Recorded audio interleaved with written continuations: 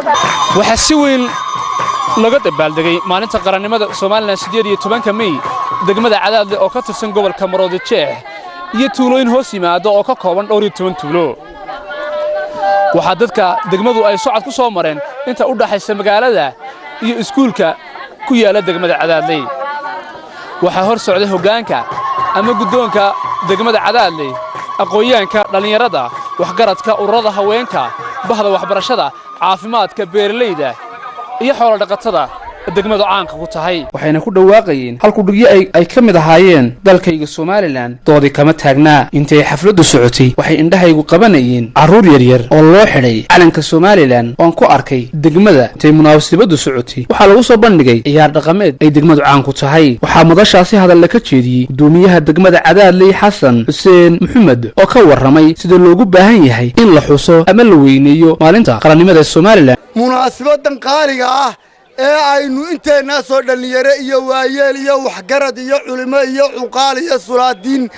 iyo haween aynu isugu wada nimi waxay ina tusaysaa maalintaasi say inoogu qaaliga tahay maalintaasi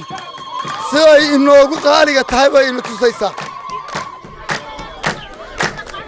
waxa weeyaan waa maalin dhiigeennii ku daatay waxay la falgashay oo ay raacday imika dhiigeenna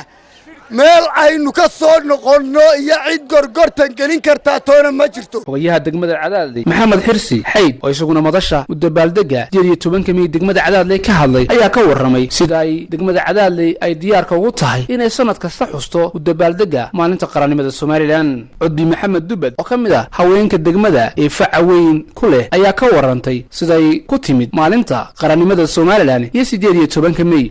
wallahi intuu qof naga nool yahay والله انتو قف نغا نول yahay والله inaanan xamar dib ugu noqonay waayo waxba layma dhigan laynama oran waa dad islaama